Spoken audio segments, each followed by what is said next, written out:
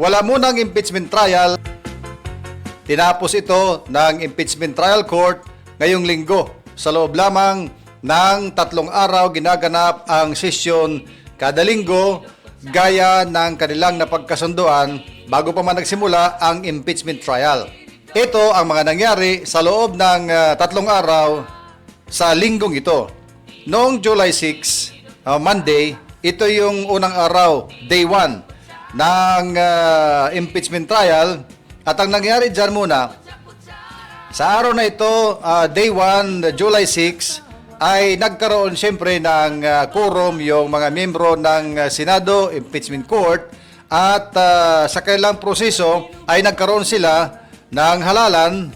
Pinili nila bilang presiding judge o ng impeachment trial court si Senator Chis Escudero sa boto na 12 laban sa pabor at 8 naman ang hindi pabor. So 12 against 8. At ang unang pinagkasunduan na talakayin sa pagsisimula ng impeachment trial ay ang Article number 4 ng mga articles of impeachment.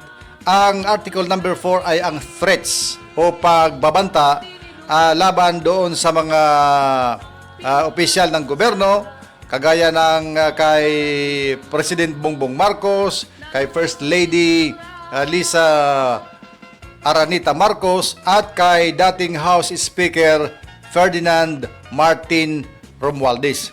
Yan ang nangyari sa day 1. Kinabukasan, July 7, valid day 2, ay isinalang na itong NBI senior agent na testigo na si NBI agent John Mark Santa Ana Calilong.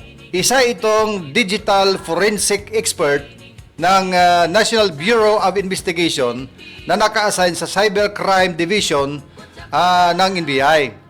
Ano ang ginawa nito at anong kanyang expertise nitong si NBI Senior Agent John Mark Santa Ana Calilong? Ang kanyang expertise ay ang pagproseso, pagdokumento, pag-analisa ng mga photo or litrato at mga video, kung ano-ano pa, na may kinalaman sa cybercrime. Malalaman niya kung saan ito nakapost, kailan, saan nanggaling, authentic ba ito, hindi ba, or AI lang ba ito. Ang mga ganon, ang mga expertise niya, kung saan hahanapin yon at paano matatagpuan. Alam nila yon dahil yon ang kailang trabaho, trained sila sa bagay na yan. So, kaya nga siya tinawag na expert witness ng NBI dahil sa kanyang kaalaman tungkol sa cybercrime. At ang pinag-uusapan dito na cybercrime ay yung mga online na mga pagbabanta na di umano ay ginawa ng Vice President Sara Duterte laban kina PBBM, Lisa Marcos at kay Ferdinand Martin Romualdez na makailang bisis na nailathala sa social media, sa mga Facebook post ng mga media rin dahil yun ay isang press conference. Sa araw ng dito ay talagang naipresenta ng prosecution sa pamamagitan ng kanilang expert NBI witness ng mga video clips kung saan ito ay naglalaman ng mga statement sa video ng Vice Presidente Sara Duterte. At ayon sa eksperto, lahat ng ito ay authentic na mga video. Okay, sa day 2 yan. Day 3. Bago nagtapos yung day 2, doon mismo sa ruling ng presiding officer, Chis Escudero, ay itinakda na kinabukasan ay ang depensa naman ang mag-cross exam doon sa expert NBI witness. Pag sinabi nating defense, ito yung mga abogado ni Vice President Sara Duterte. So, dahil sila mga abogado, i-cross exam naman nila ngayon itong NBI expert witness na ipresenta ng prosecution. At yun na nga ang nangyari noong July 8, kahapon yon, ay halos buong araw na isinalang sa witness stand itong NBI expert agent at cross-exam ang ginawa sa kanya at sa pamagitan kay Attorney Narvasa, ang isa sa mga abogado ng Sara team. At yun nga nagkaroon ng mga palitan, ng mga legal na rason sa kampo ng mga abogado.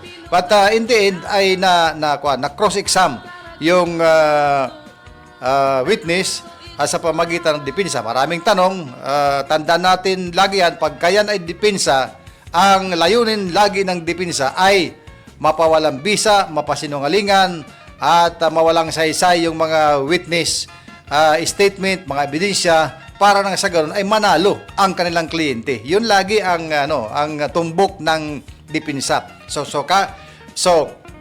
dahil sa ganun, kahit sa anong paraan ay talagang o-object yan at magpepresenta ng mga rason para sa kanilang kliyente na hindi ito makita na talagang matibay na ebidensya. Ganun talaga pagka-depensa. Kaya wag kayo magtataka pagka ganun na parang nagkakaratihan dyan sa sa korte o sa Senado, korte yan ganon din sa mga regular courts pagka ganon. Talagang parang mga nagkakarati ang mga abogado ng depensa at ng prosecution. Diyan nagkakaalaman ang mga magagaling at naggagaling-galingan sa ganyang mga kaso. So sa puntong ito ay nakikita naman parehong magaling yung mga abogado ng depensa at ng prosecution. Magkakaalaman yan sa mga ilalatag na mga ebidensya. Kaya lang kahapon ay mga bandang alas 6 na siguro yon, hindi ko masyadong natutukan ang pag-adjourn, ay nag-adjourn na yung impeachment trial court, adjourned hanggang sa July 13, Lunes. So Lunes, pizza 13, magbabalik ang impeachment trial alas 2 pa rin ng hapon hanggang sa mag-adjourn ito sa kinahaponan or kinagabihan. Kaya sa linggong ito, 3 araw lang, 3 araw. Lunes, Martes, Miyerkules, ginawa yung trial sa impeachment court. Kasi naman, kailangan din sila magpahinga, kailangan din silang breather muna at maghanda ng mga dokumento para sa susunod na Lunes. Mula nung nagsimula, July 6, tatakbo ito ng halos 3 buwan hanggang sa matapos at magkaroon ng desisyon. Malayo-layo pa yun. Marami pang mangyayari. Kaya abangan natin sa Lunes ang pagpapatuloy ng impeachment trial. Lunes, alas 2 ng hapon, July 13. Yan, abangan ko at abangan nyo rin para direkta kayong merong malaman sa mga kaganapan.